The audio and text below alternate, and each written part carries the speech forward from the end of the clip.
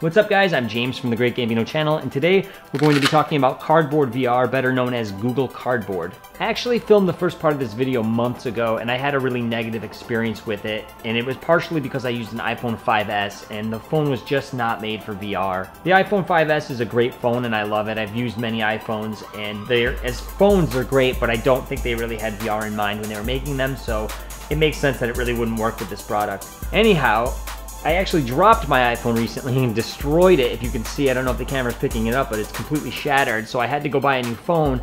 I could have just fixed this one. It was kind of expensive. I figured I'll just get a new phone altogether, and they had the Samsung Galaxy S6 on display with Gear VR, and that was an instant sale for me. It had some other specs I really liked, and I just decided to jump boat from iPhone to Samsung.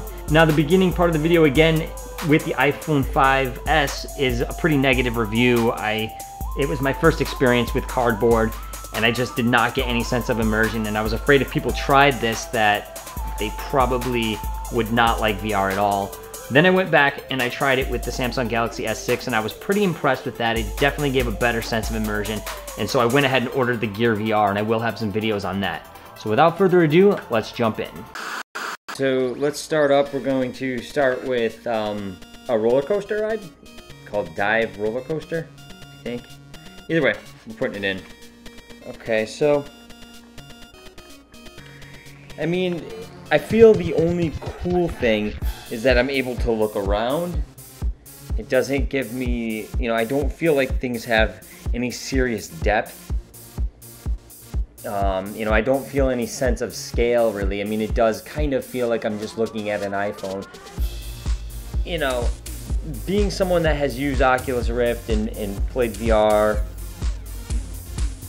many hours of it, just being able to look around is not that impressive. And of course, the latency is not very good.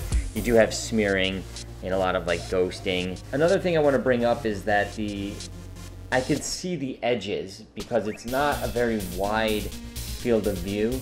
So I can see black borders on the sides, and that really takes you out of the immersion and lets you know that you're looking through a box. So let's go ahead. I'm going to do Jurassic Dino VR. Yeah, right away, I'm definitely much more immersed. Yeah, the sense of 3D and scale is much better. This is really cool. I don't have any straps to go around this little headset, but I did order some. Yeah, I'm looking at a T-Rex right now. He's pretty big. Going right up to his mouth. Wow, so I'm pretty much inside of him. Oh, it goes wherever you're looking, it'll go. Don't really see pixels that badly. If I really focus, I can see pixels, but I just really don't see them. It's getting to the point where the screen door effect's almost gone. I mean, the only thing that would make this better is, well, there's a lot of things to make it better, but one instant thing to make this better would be having straps so I don't have to hold it, because I'm getting a little jitter from my hands here.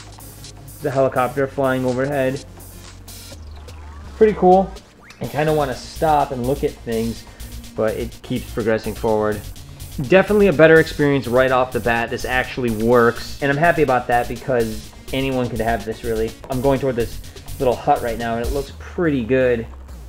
Yeah, it looks pretty cool. All right, let's go on to the next step. So we are in a roller coaster. The city looks really big.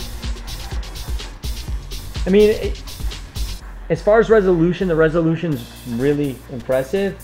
Not the best VR I've ever seen because I have a pretty powerful PC rig, but resolution's very impressive, and it does give you,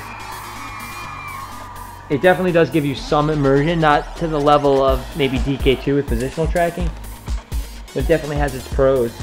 Much, much better than the iPhone as far as VR goes. So, when VR comes out, I'm sure iPhone will jump on board and get the specs where they need to be to. Whoa! The little glasses are rotating all around down in the bottom. Alright, so that's pretty much, a repetitive loop. Let's try the next one. Alright, so now I'm in Google Cardboard. I do have a little metal magnet on the side here. I don't know if it's working for me, but I'm going to try Windy Day.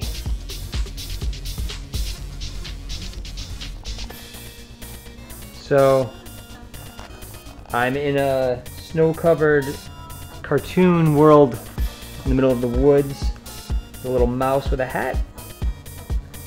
This is kind of like a little show, I think. Having a chair that spins all the way around definitely helps with this type of thing. Alright, so I'm going to go ahead and shut this down.